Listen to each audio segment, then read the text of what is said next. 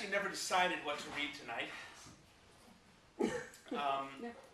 I brought 3 pieces and figured I'd read whichever one seemed most apropos given what I was following. Under the circumstances, I'm just going to do the shortest one. Not exactly a short story, it's more of a holiday screed. This is an actual email that I sent out to a group of people who had no idea it was coming on a list. And when I was done, I thought, this is pretty good, actually. It's, you can consider it my way of shoving back at the holiday spirit. It is entitled, I Disagree with Your Festive Holiday Wishes. Which was also the subject line. I disagree with your festive holiday wishes. Happy holidays, you say? Merry Christmas? Have a great New Year? Wrong! You couldn't be more wrong. You couldn't be more wrong if you use creationism as an excuse to deny global warming. You couldn't be more wrong if you said the Bush tax cuts would help acai berries cure cancer. You couldn't be more wrong if you said the war in Iraq is filled with hot single girls just waiting for your call. Lies, all of them, lies. This month's holidays are not festive, whatever the propaganda machine at Mall of America tells you. Don't listen to CBS. Do not believe the internet. Believe your eyes. Believe your soul. This is the darkest time of year. Literally and figuratively, the darkest time of the year. I'm going to speak up now on behalf of those for whom holiday is synonymous with blues. I am called to speak now on behalf of all of those who hear a culture demanding, be jolly, and respond, fuck you. I will testify to the will and fortitude displayed by those who have lost someone or lost themselves and must stumble their way through the darkest time of year, forced to endure candy canes and tacky ornaments. I will bear witness to the horror of a festival that has 2,000 years of the greatest music of Western culture to choose from and somehow picks Frosty the Snowman to be its seasonal anthem. Christmas and New Year's are acts of aggression, the chemical warfare of culture. Do not give in. I'm going to tell you a story. It is the true story of Christmas. This story was told to me maybe 7 years ago when I was a reporter whose beat included a small village in upstate New York. One day an old woman who lived alone in a big house told me that the minister of a small Baptist congregation in a historic church would be giving a blue Christmas sermon right before Christmas. I'd never heard of it. She told me that no one had, but that she needed it. How could Christmas make her think of anything but her late husband, who took her breath with him to the grave? How could she stand a holiday that demanded she be joyful when what she felt most of all was the enduring stamp of life's tragedy? So she went to the blue Christmas sermon, a sermon specifically for people like that, a sermon for people who have lost loved ones or suffered loss, a sermon for people who are pushed deeper into the dark the brighter the candy-colored decorative lights get. This, I told her, I had to see. I am not a Christian. I don't go to church. But there was more honesty in the lines of her face than there is in a million ho-ho-hos. I was going to hear the Baptist preacher in the historic building talk about the Christmas blues. And he did. Because here's what we don't remember about this holiday, about the darkest time of year. There was no room at the inn. Oh, sure, we say it, or hear it said, but we don't really mean it. There was no room at the inn. Think of the last time you had no place to go and no place to stay. Think of a time when you honestly didn't know where you were going to sleep that night. Imagine you are in a strange city and you have no place to stay, and you are 9 months pregnant. There was no room at the inn. How did it feel for Mary and Joseph, a poor couple who had been ordered by a tyrannical government to travel and be counted, who were told to upend their lives so that they could be given a number by an imperial bureaucrat? How does it feel to be ordered from your home?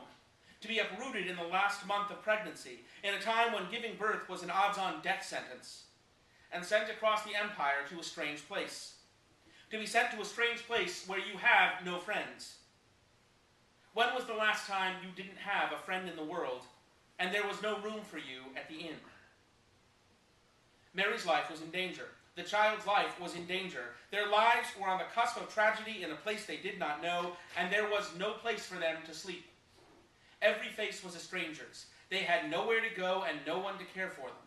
They were alone and in danger during the darkest time of the year. Can you relate? You've been there. I know you've been there. They were sent to sleep with the animals. This is not a happy story. This is not cheerfulness and light. This is a poor couple in danger of losing mother and child, and there's no place for them to sleep, and they've been sent to wallow among the shit and refuse of the animals, where she's about to give birth. This is how Christmas started. And then what happened? Was there a feast? A gift exchange? No. Then an angel appeared, but not to them. An angel appeared to the shepherds, who were the lowest of the low, the poorest of the poor. If anyone was doing as badly as Joseph and Mary that night, it was the shepherds, who also lay among animals and were constantly afraid of fangs and claws. You've been a shepherd at least once. We all have. You have been a shepherd in desperate need of an angel. An angel appeared to them and said, I'm paraphrasing here, there is hope. The angel said, even here there is hope, and you, who are the lowest of the low, are the only ones to know. Go now. There is an urgency to this call. Go now. Go to Bethlehem, where among the tragedy of man's cruelty and indifference, new hope is born. Salvation and forgiveness and new life are emerging out of the very barn where a poor family was driven by tyranny and caprice. Go see this life.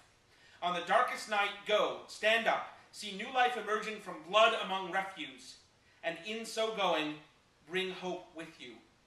Bring solace and comfort to this new family, who have no friends, who have no bed, who have been brought low. Go now. And they went. The salvation of man, so the story goes, came out of a dark and grungy manger from a poor and friendless family in desperate need, and was announced only to the poor and lowly. Christmas is about them. Christmas is about a family that has already lost so much and now could lose everything.